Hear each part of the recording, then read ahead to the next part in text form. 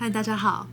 这一集是关于务实日常的 YouTube 订阅超过1万的 Q&A， 才1万也在跟人家玩 Q&A。在我的 IG 跟 FB 呢，问大家有没有问题想要问我。本来以为可能只有自己的3-5好友会意思问一下，结果没想到还收到蛮多知友跟 YouTube 的观众留言问我问题，所以呢，真的很谢谢大家让我可以拍这一集 Q&A， 希望可以透过这一集呢，让大家更了解务实日常这个品牌，还有我自己。那我们就来看第一题，请问 Ivy 是本科系吗？是如何开始接触编织的呢？其实我大学读的科系跟编织一点关系都没有，我那个时候是读外文系，然后主要就是修英文这样子。然后我在出社会之后呢，做的工作是可能比较关于时尚产业，像我曾经有做过法国的内衣品牌的采购，然后我也有在美国的鞋子跟衣服品牌做行销公关的这个职位。然后会接触编织呢，也是蛮有趣的一个原因，因为我那个时候就是觉得工作压力还蛮大的，然后大家也知道，工作压力大的时候呢，就会开始想要做一些疗愈的事情来安慰自己的身心灵。所以那时候有一天就是压力很大，然后觉得心情不好，躺在床上发呆，然后我就突然间闪过一个念头，就是我要学编织这样子，就这么突然，然后我就从床上跳起来，然后当天就冲去文具店，然后买了一个亚克力的毛线跟一组棒针，然后就回家看 YouTube 开始学编织。然后我印象还很深刻，因为我那时候养了一只小兔子，所以第一个作品呢，就是用那头毛线做了一个三角形的小头巾给我的小兔子。从那天开始呢，我就觉得编织实在太好玩了，就爱上，然后就每一天呢，只要一有空就是一直看 YouTube 啊，或者自己去买书啊，狂学这样子。然后后来我又发现了一些很棒的欧美品牌，像是美国的 Brooklyn Tweed， 还有像丹麦的 Isaiah 这些品牌，然后还有 Ravelry 这个网站，就是我整个就是大开眼界。因为在以往我过去也是对编织有刻板印象，觉得它就是一些可能妈妈们会做的兴趣，然后以前的那个风格也没有那么时髦，所以在发现这些品牌之后，才发现原来编织可以是这么的时髦，这么时尚，然后整个就是打开了我一个新的眼界这样子。而且那个时候大概就是13、14年前嘛，台湾关于欧美那一边的编织的讯息还比较少，所以我记得我那时候都是看那个一位住在美国的台湾织女叫做 Rafia， 我都是看她的 blog， 然后去了解说 OK 国外的这个编织的一个状况是什么样子。因缘际会呢，去参加了编织娘他们举办的这个 TKA 的这个编织聚会，然后认识了很多编织的前辈啊，就跟他们学习一些知识。下一题是有关于创业的过程。其实我创业也是计划之外，就那个时候我本来还是上班族，然后我那时候怀孕大概7个多月的时候呢，就发生一点出血的问题，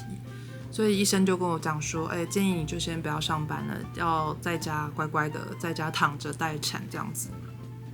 所以我就瞬间就不用去上班，然后就在家里一直编织啊这样子，看电视啊，其实就还蛮无聊的，然后就开始想找点事情做。那时候刚好我家里有一包这个就是给小朋友玩的这种蓝染的体验包，然后我就想说，那不然我就把我的毛线放进去染，看看会怎么样。就染出来的颜色就非常漂亮的一个蓝色，我就很喜欢。然后我就开始研究啊，就又试了棉麻线啊，又试了羊毛线啊，就试了各式各样的材质的线这样子。然后我也把我就是染线的这个过程呢，就是上传到我的 IG。那个时候我追踪大概就只有我家人，大概几十人这样子。然后呢，但是我就很幸运的有一天就被一个现在是好朋友，但那个时候我们还不熟的一个编织的朋友，他是编织实验室的室长，就被他注意到我的染线跟我的作品这样子。然后他就说，我刚好要进一本杂志啊，来说你有没有兴趣把你染的线就是做成一小角一小角，然后我帮你附在杂志里面寄给大家，就让大家更认识你的作品这样子。所以就因为这么好的机会呢，就在那一次让大家认识到我跟我的染线作品，然后我就顺水推舟就创业了。当时呢就帮我的这个蓝染的品牌取名叫 Blue Monday Yarn。那其实不止蓝染，就是我后来也尝试了各式各样的植物染。那段时间呢，也做了很多很有趣的事情，比如说我还跟我不认识的织友们要他们家里吃剩的酪梨的皮跟籽，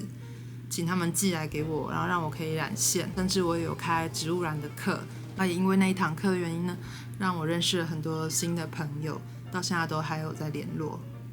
下一题是在经营毛线店上有没有遇到困难？其实还是有的，因为像毛线店这样的生意啊，就是你可能冬天的时候生意会比较好，然后相对夏天的时候就很惨淡。我都会跟朋友开玩笑说，这个就像姜母鸭，就是你冬天的时候呢，哇，忙到不可思议；但夏天的时候就是好闲哦，闲到就是不知道干嘛才好这样子。除非你要一直推出一些适合夏天的编织的商品，比如说下线啊，或是一些小东西啊之类的。否则呢，在夏天的时候就真的蛮难熬的。然后另外就是像毛线这种东西呢，就如果每一次收到新的线材啊，我都要帮他们做一个 sample 来展示给我的客人看。通常完成一件衣服可能需要1到2个月，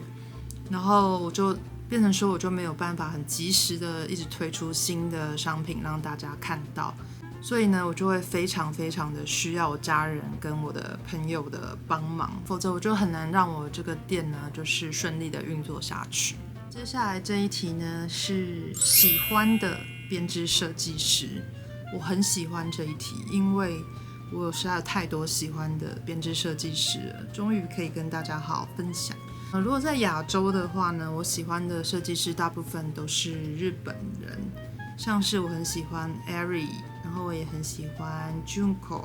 然后也很喜欢一位叫 Louis Yamamuro 的设计师。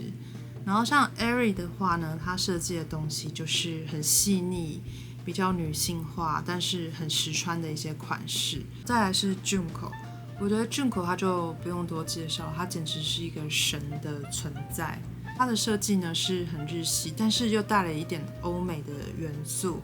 然后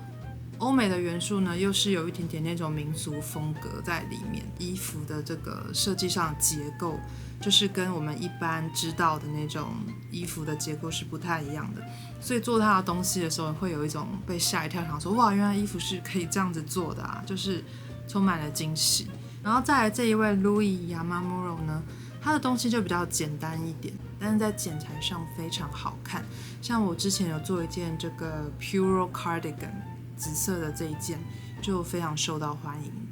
做的过程也让人很开心。而且不要看它很简单，其实它在细节上呢，我觉得也是蛮讲究的。这件 Puro Cardigan 的这个袖口的剪针呢，它就把它设计得很漂亮。再来啊，是我们台湾的设计师。台湾设计师呢，我当然就是首推我的好朋友小 Ra， 但并不是因为他是我好朋友我才喜欢他的作品哦。其实小 Ra 他的设计呢，我觉得很棒的一点是他非常中性，所以不管是男生女生都可以穿他设计的作品。然后他非常会运用一些几何图形啊，或是连贯的一些蕾丝花纹去做一些很实穿的设计。然后我特别喜欢他有一系列是这个叫做折纸系列，它就是运用上针跟下针的这个特性呢，把它们在表面上做出一个类似凹凸的这个效果，然后就很像折纸的感觉。那他用这个方法呢，做了好多款作品，像我也曾经做过这一条是用 Brooklyn Tweed 的 Loft， 然后帮他做的这个，那时候是他跟阿米丽鼠这本杂志合作的这个铁花脖围。而且小 Ra 的作品呢，现在也被很多国内外的织友关注，所以我都觉得他是我们台湾编织界的台湾之光。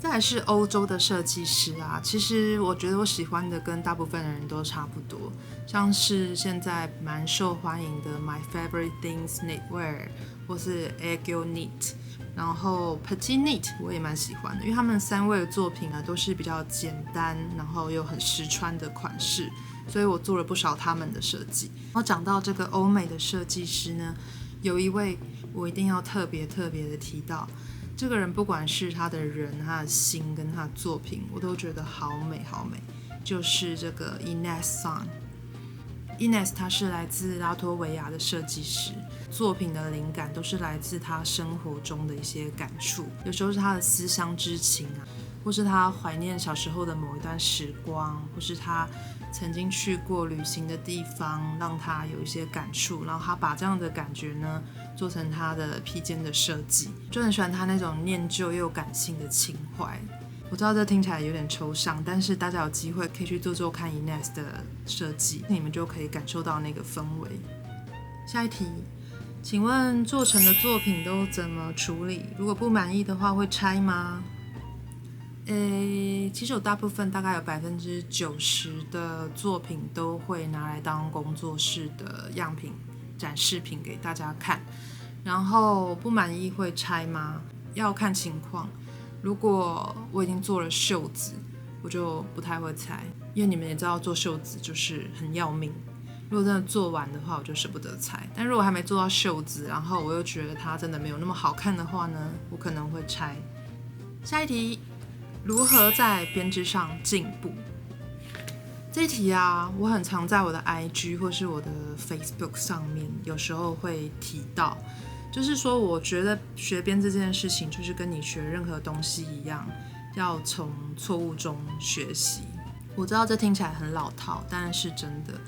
因为在犯错的时候，你能对那件事情的印象更深刻，然后你下一次就可以提醒自己说，哦，不要再犯一样错误，或者说，哦，做到这边的时候要注意什么什么这样子。所以我常常会跟新手建议说，不要一遇到问题啊，就马上上网问人，因为这样子你就错过让自己对这件事情印象深刻的机会。那我建议你可以先上网找答案，因为像网络上资源真的很多 ，YouTube、Reverie， 甚至在Threads， 你都可以在上面找到一些网友问的编织的问题的答案。那如果找不到，我觉得也不要给自己借口说啊，我只会中文，英文不好。其实现在 Google Translate 或是 ChatGPT 都可以帮你翻译。所以就是要这个过程很烦很辛苦，但是你以后才会记得说这个事情要怎么解决这样子。而且就算遇到不会的，我觉得你就是硬做下去，大不了就往回拆你就知道问题在哪里。千万不要在想睡觉的时候编织，因为一定会做错。而且说真的啊，就是有时候在织图上遇到看不懂的地方，你如果去睡个觉起来，你就会发现一切都懂了。好，下一题是会打毛线送人吗？基本上我除了是自己的亲戚，我都不太会送人家我做的作品。不是因为我小气，我是因为其实我还蛮怕造成别人困扰的。因为你想想嘛，可能不是每一个人他都喜欢穿编织的衣服，有的人可能怕热啊，或是他会对羊毛过敏啊，这些都是要先确认过才有办法的。然后再来一点是，我觉得可能不是每一个人他都知道怎么去处理手织的衣物，因为有些材质可能你必须要手洗，然后每次洗完都还要找地方去把它定型啊、平铺晾干啊，有的人可能他就会觉得很麻烦，所以我通常不太会做这样的事情。这让我想到之前也有网友建议我们可以把就是不要的 sample 呢拿去送给需要的人这样子。然后我当然知道他是很好心啊，但是我后来想想，我就觉得可能不妥，因为我很怕收到人呢，他不知道怎么处理，也许他拿去洗衣机洗一洗，然后就缩水了。那这个东西对他来讲是没有用的。一方面我们辛辛苦苦做的衣服呢，可能也就坏掉啦。再来这题啊，我很喜欢，因为很多人问过我，我终于有一个机会可以好好跟大家解释，就是为什么 Ivy 可以出国进修。那家庭跟出国的时间要怎么平衡，怎么安排？其实为什么我可以常出国，这个答案说出来可能大家会觉得有点欠揍，但其实就是因为我老公他很支持我，他很了解我个性啊，因为我真的很喜欢旅行，然后我也很喜欢学习一些新的东西，尤其是关于手工艺方面的，所以只要国外有像这样子什么毛线展啊、学东西的机会，我如果有兴趣的话呢，他就会很鼓励我去参加这样子。那再加上，其实之前我们家有一位从我儿子还不到1岁的时候就来我们家帮忙的保姆老师，他有时候会在我一些影片跟照片里面偷偷出现。所以基本上我出国的时候呢，就是由我先生跟这位保姆老师，他可能要加班，然后帮我顾小孩，所以我才可以放心的出国去旅行。不过最近保姆老师他已经离职去追他自己的梦想了，所以我的好日子就过完了。这也就是为什么我会想要开始拍影片的原因之一，就是我知道我自己不可能永远都可以这么自由自在的出国，所以我就想要趁这个机会呢，把我这个旅行的过程都记录下来。不过也不是说以后我都不会出国啦，就是可能自己单独出国的机会就会比较少。就是以后出国影片啊，你们可能就是会看到2个小鬼头在后面跑来跑去的画面这样子。最后一题，接下来的计划。